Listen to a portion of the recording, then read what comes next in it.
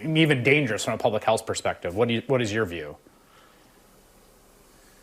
Well, the president really sees, his only responsibility as one of managing a public relations campaign about trying to set expectations so ridiculously low that he can't help but step over the bar. I mean, listen, there has been no strategy from this administration, no comprehensive response to coronavirus from the very beginning.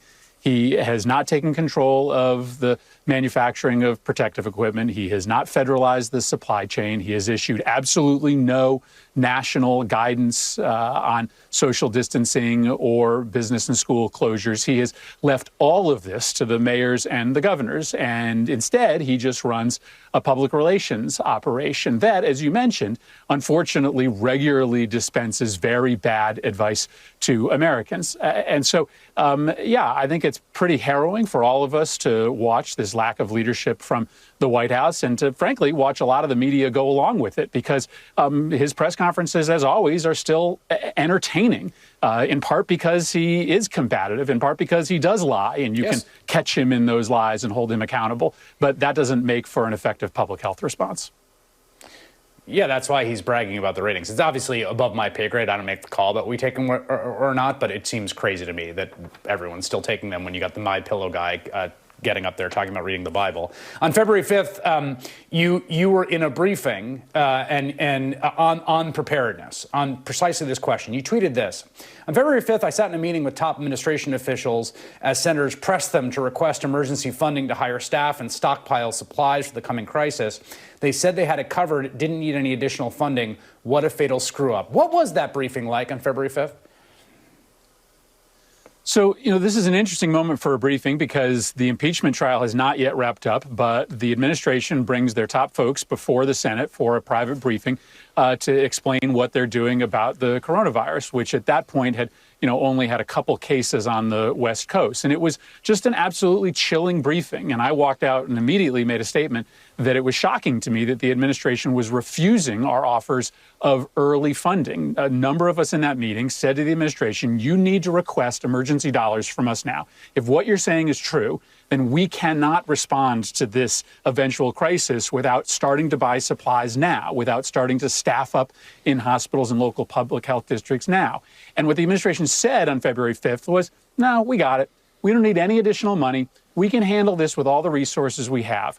What we know is that that was a fatal mistake, and their unwillingness to come to Congress was both a sign of the fact that they just didn't understand how awful this was going to be, but also just a signal of their fundamental ideological belief that the federal government doesn't have a responsibility at a time of crisis like this. Right. I mean, the White House is just full of people that don't think it's their job, and that was telegraphed pretty clearly in that meeting in early February.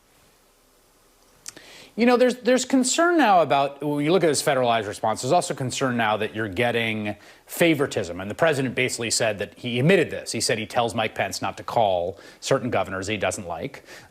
Gretchen Whitmer's on the record saying that shipments of needed supplies were canceled. She believes that's at the behest, essentially, of the White House. There's ProPublica reporting that Florida, on the other hand, has gotten everything they've asked for. There's been a wide disparity in terms of how the federal government's responded to some states and others. And I should note here, for fairness, Andrew Cuomo has been very grateful for some of the federal aid that has been directed to New York after lots of back and forth. Do you have those concerns right now that there's essentially an uneven response federally that depends on the politics of the governor at play and the degree to which the president's ego is massaged?